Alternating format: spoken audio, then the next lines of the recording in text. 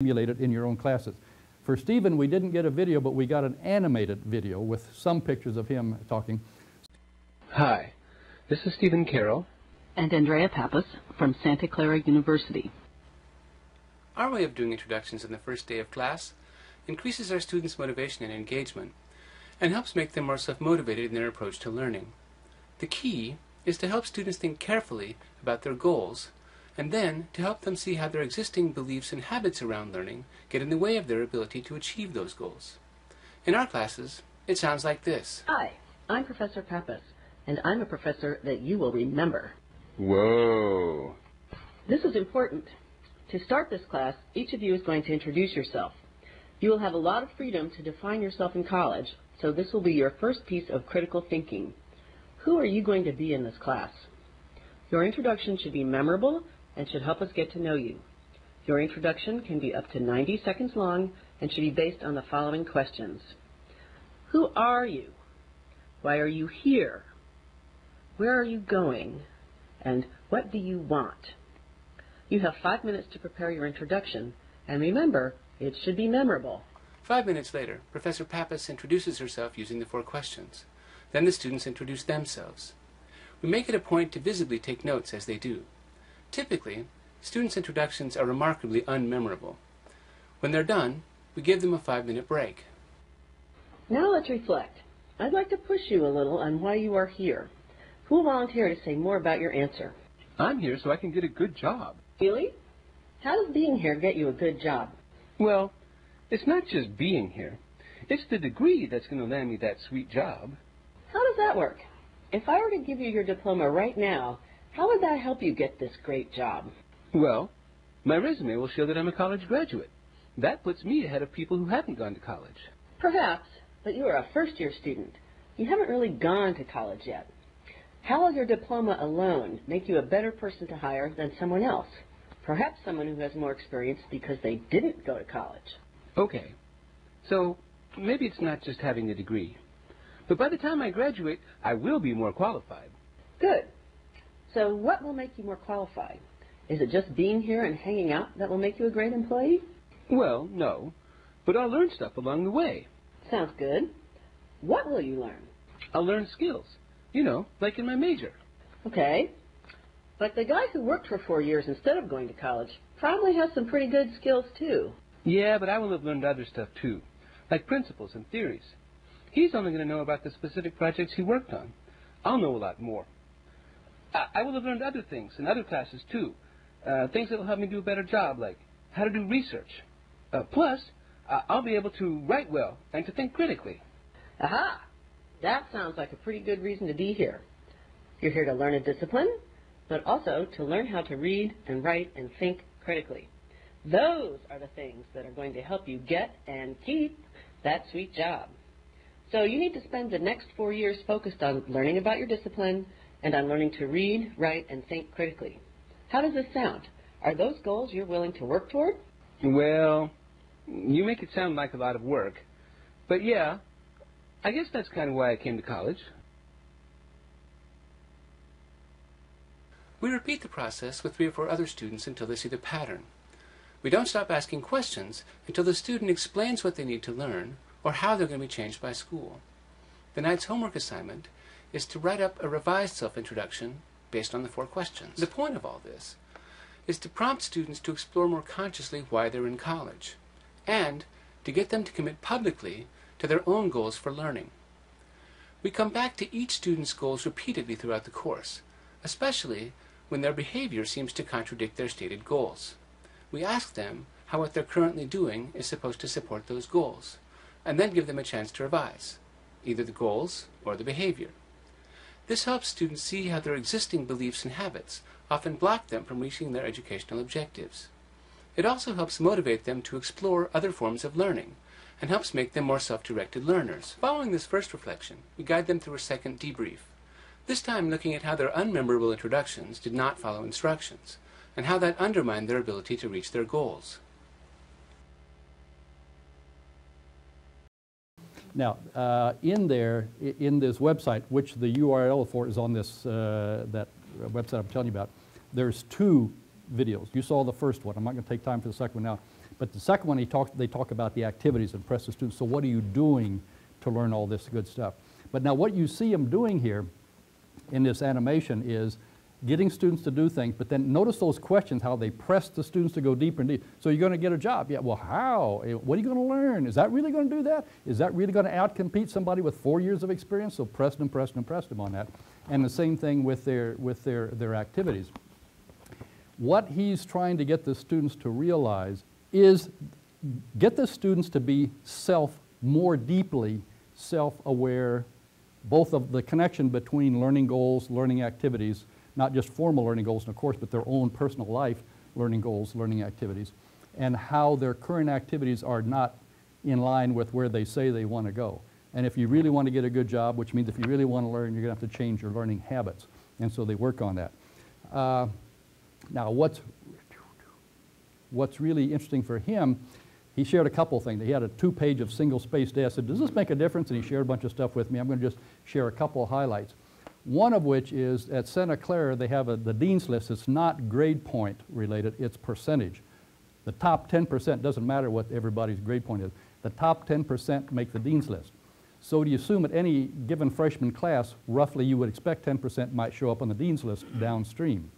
In his class, 40% of his students when they were juniors, 40% were on the Dean's List.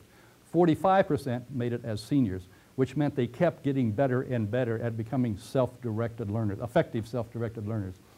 One of the other things he shared was his students who get elected to honor societies about 3 times the rate of the general population. Campus leaders are just all over the place in leadership position. But his comment was this.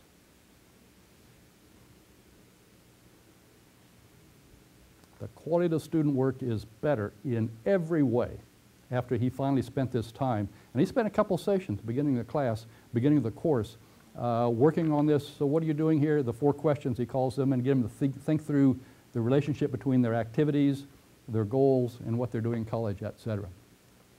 So I think one of the really powerful ideas is if we can take time in our classes, in our own subject matter-oriented courses, and spend some time doing something, whether it's Sandra McGuire's or Stephen Carroll's, our own thing, but help change students' view of what learning is, the real nature of learning, and of themselves as learners, it can have a profound effect on their behavior and their learning, okay? Now, second thing is learning-centered course design, okay? And this is the central idea in that book that I put out in 2003. And this will be, I'll just give you a quick overview of it because we're going to have the whole workshop on it. But basically there were 2 central ideas in that book. One is that we can expand our sense of what we want students to learn, that what they might learn. Now, how many of you in here are familiar with the Bloom taxonomy? Is that something, quite a few of you, okay. Bloom taxonomy, created a half a century ago, almost 60 years now, powerful, where he was trying to get professors to realize that you can do more than just memorize and have students understand ideas. You can get into analysis, synthesis, et cetera, and evaluation. What I did after talking to a lot of students was expanded that even and included what he had is kind of on the right-hand side of this diagram, but the left-hand side where students, and let's see if I got let's back up here. Learning about themselves, how to interact with others, how to care about things, and learn how to keep on learning. So those are possible goals we can have for our classes. And if we do, a course with that kind of goals might look like we want students to understand and remember some things, the key stuff, know how to use that content, how to relate that subject to other subjects, understand the personal social implications of it, value it, which means value learning more about it, and then know how to keep on learning more about it. Can we do that, all of that in a single course? Yes, we can. People have done it, okay? Now, how do you get all that to happen? So one part of that is just expanding our sense of what kind of learning we might go after. And the other then is how do we build that kind of learning in the course, and that's the course design part. And basically I was saying you gather information about the situation, then use that to identify your learning goals. Once you get those real clear, then you identify your learning activities and assessment in a way that supports those learning goals. And that's what these arrows are, and that's what makes it integrated. Now, then you expand that a little bit with how do you do each of those right? You do an in-depth analysis, make sure you have significant learning goals, more than just clear. And you plug in active learning into learning activities and a thing called educative assessment in the assessment, then you make sure it's all integrated. And that's what we're going to do in the workshop, is learn how to unpack those 5 central steps here. Now, how's that process work? And this is what's kind of fun. You have to imagine. I mean, course design is imagination and creativity. You have to imagine some exciting new goals, and that's where that taxonomy can help you. And so you make a list of whether it's mine or Bloom's or your own or whatever. You make a list, and then you put it in a thing called a 3-column table, which is like those 3 circles put into columns. You lay your learning goals out here, and then second step, or third step, you take each one of those, and for each one separately, you say, what are the assessment activities I need for that learning goal and the learning activities, and the same for each of the other learning goals. And what you figure out real quickly is, I need different assessment activities for different kind of learning. I need different learning activities for different kind of learning, okay? So I need the right kinds of activities for each of the separate kind of learning to make sure I get those in there. Then I take all of these activities, which what happens in the course, and I put them in our weekly schedule. All of these have to be in there somewhere, or else you don't have the activities necessary to drive the learning you said you want, okay? So they got to be in there, but it makes a difference how you put them in there, and that's part of what we talk about. But if you put them in there in the right way, then you're going to get learning achieved matching the learning you imagined to begin with. And that's what's exciting, and that's what people find transformative, if you will, about learning-centered course design or integrated course design. And people have, again, we'll share some of those stories with you there, but people have said, it has returned the joy of teaching to me because my teaching can become much more intentional as well as much more ambitious. I can go after bigger kinds of learning because I can see what I have to do to get there. Okay? So that's the idea of learning-centered course design. Now, third one was this idea of team-based learning, which a guy named, well, here I think I got a picture, Larry Michelson, who turned out to be a business professor there at Oklahoma, and I started the program, of course, the faculty development program at Oklahoma in '79. I found about him in 1980 when I was doing a newsletter, and somebody said, hey, this business professor over here is doing something interesting, so I went over and checked it out and said, whoa, that is really different. And the more I looked at it, the more I said, I think that's pretty interesting. Well, after a while, he started doing a lot of workshops on it, and people were writing, said, well, Larry, how do you do this, and how do you do that? And he was saying, well, look at this article, and look at this article I put out, and I said, Larry, you can't do that. You got to pull all those ideas in one book, one go-to source. Well, so he did, and this was him and Arletta over here and myself. We helped him edit. It was his ideas.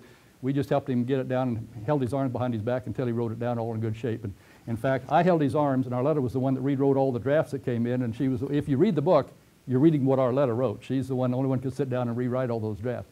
But had some good things. But here's the basic idea. Let me pause that a second. And the behind the team-based learning idea is this. Have you ever heard that phrase, my job as an individual or as an institution is to transmit knowledge? You ever heard that? Forget it. Nobody thinks of you. Nobody has ever transmitted knowledge. Never have, never will. Can't do it. It just doesn't work that way. What you can do is transmit information, which is what I'm doing right now. I'm not transmitting knowledge, I'm transmitting information. What you're doing is what everybody does. You're taking this information and say, I can make sense out of that, or I can't, I believe it, or I don't believe it, or I can see how to use it, or I don't see how to use it, or whatever. And that's called constructivism, okay? You construct your own understanding and whatever meaning it has for you. Two ways to do that. What you're doing right now is doing it by yourself, and we all do that, okay, and that happens. But sometimes we have the opportunity to do it in dialogue with others. We all heard this talk. What do you think he said? Was that meaningful? Do you believe it? Can you use it? How can we use it, okay? You dialogue about it, and that's called social constructivism. And a lot of people like that because the chances of somebody having a correct and full and meaningful understanding of that information goes way up when you can dialogue about it, okay? That's what's leading a lot of people to use small group activities, a lot of teachers to use it. Now, however, there are different ways to do that. Now, I'm just a chart. Here's traditional teaching without any of this social dialogue bit. It's just individuals sitting there reading the book, listening to the lecture, doing whatever, okay?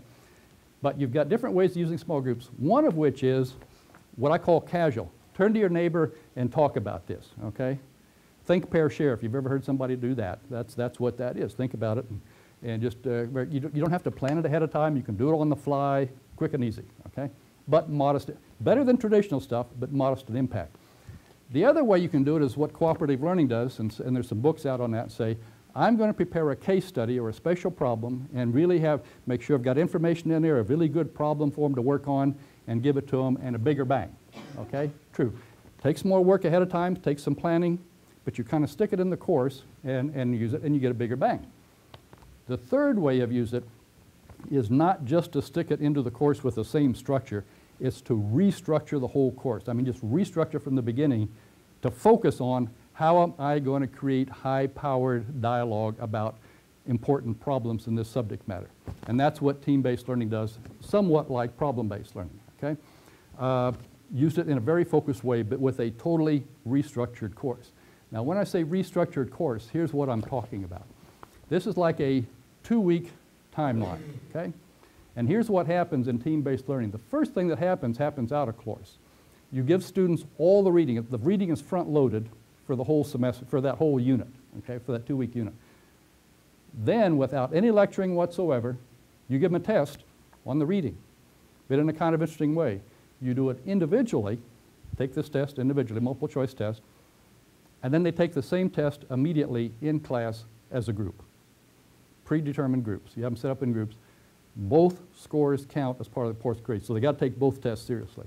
And then you can appeal and some follow-up instruction, whatever they don't understand after that. Then the teacher can talk about that, but doesn't have to talk about the whole topic because 80% of it they understood. He just has to talk about the 10, 15% or whatever that they still don't understand at this point. Then you spend a lot of time on in-class problem solving, practicing using it over and over and over with feedback in class, in groups. Maybe do some homework, maybe do whatever along here, and you just start with simple problems, gradually get more complex until finally you say, okay, I think you've got the hang of this, review it, and I'm either going to give you a group project or an individual exam or even a group exam on how to apply it as well as do you understand it.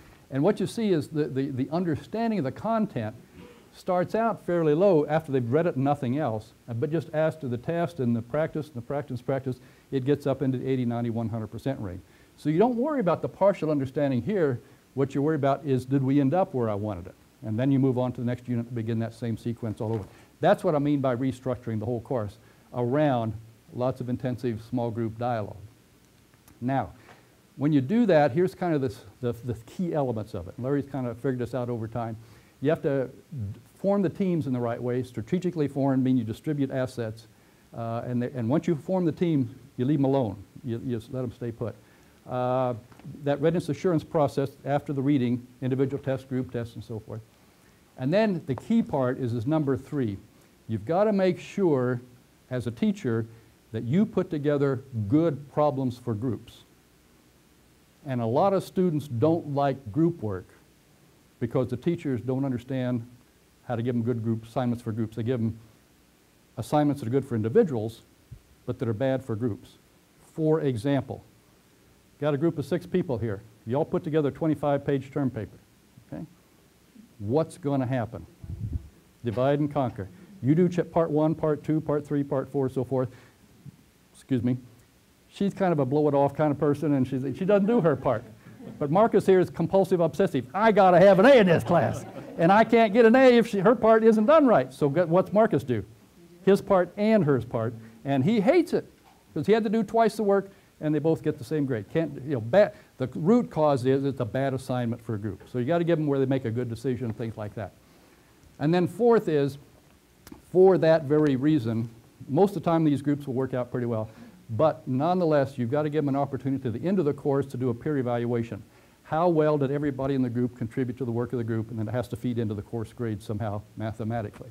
You do that, and then they feel, the hard workers will get a bonus, and the loafers will not get full credit, and then people feel that's fair. You do those 4 things, and the TBL will really hum. Okay, yes? Just mentioned that in forming those groups, that GPA doesn't have. Yeah. When you form those groups, I said strategically form, 2 elements on that. One is you can't take the information about the students and go to your office and fill out you got to do it in class so they really know how the groups are formed.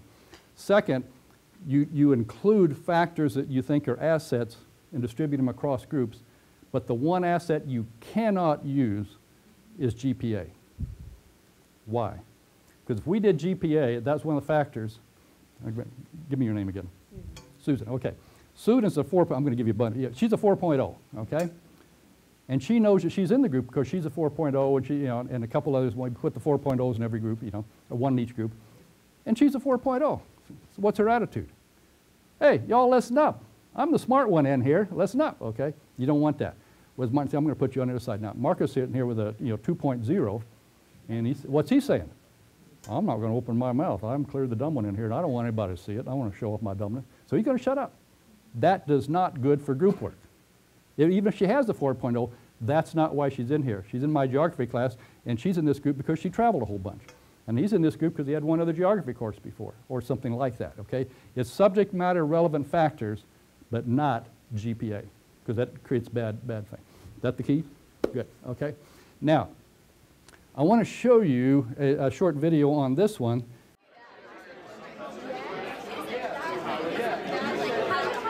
This scene might look like pre-class socializing for these first-year Duke medical students, but in fact they are deep into the core of their lesson, employing a new model for medical learning at Duke. Team-based learning has been a staple at business schools for decades and is gaining traction at medical schools as healthcare delivery moves towards team-based approaches to caring for patients. The Duke University School of Medicine is embracing the educational model and is gradually incorporating it into the medical education curriculum. It's a richer interaction between the faculty member and the student. It's not just the faculty member giving a bunch of information. The future of healthcare delivery is going to be much more focused on team-based delivery of care. TBL kind of prepares us for the field of medicine, which is increasingly collaborative and which has a wealth of information that no one person can know. Team-based learning includes 4 key components: individual study, individual readiness quiz, team quiz, and a team-based patient problem-solving application. The idea is to develop a case that will require the students to apply the concepts that they learned individually and just proved through the quiz process that they get to problem-solving situations. Do you think those little bumps are P waves? I think they may be T waves. Yeah, I think they're T waves. I think they're T waves. I like the fact that it gets me in the classroom with my peers and talking about things. It's nice to have a goal in mind and to kind of feel like you are part of the team. During the patient application, which is open book and open internet, each team comes to consensus on an answer and holds up a letter representing their choice. The payoff is when the student from each team holds up what they believe is the correct answer, the faculty member can then engage the students in conversations with each other. See a fair number of G's. Anybody want to defend respiratory illness? Team-based learning exercise after the quizzes is what's like the best part of TBL, because it gives us an opportunity to kind of apply our skills in a group setting, which is what we're going to be doing once we're practicing. The majority of medical schools have not yet introduced team-based learning into their curriculums. The Duke University School of Medicine is ahead of those that do because of what it's learned from its sister school in Singapore, which has employed team-based learning since opening in 2007. I suppose that might work really well at Duke Medical School. You know, they got the cream of the crop in terms of students. We may not have that same caliber, but it doesn't just work at Duke Medical School. In that original book, one of the really interesting chapters was written by a lady down at University of Texas, San Antonio, about a course, I think, was it in psychology or something like that, or what was it? About the Spanish speaking? Yeah, yeah. Okay, whatever the subject matter was, it was one of these large classes, and half the students were Hispanic. I mean, well, I don't know half, but a large percentage were Hispanic at San Antonio. And the teacher was really worried. This whole thing starts with students doing a bunch of reading at the front end. Hispanic students, one, don't know how to read, two, aren't used to reading. I don't know if it'll work. She said, but I'm going to try it because I think it has promise. She did it, and it worked so much better than anything she'd ever done before. And Hispanic students did really much better. Interesting, one of the side observations she made, that's not the normal process, but it happened in this case, what she noticed was every day when they had one of those tests at the beginning after doing a reading, Students were coming in 10, 15 minutes before class and sitting down in groups. And the Anglos and Hispanics were working together trying to double check each other's understanding of the material that they had just read. So they were collaborating on the understanding, okay? The other part of that was, think about Hispanic student or somebody, any group that has reading problems. If you have to catch the information from a lecture versus getting it from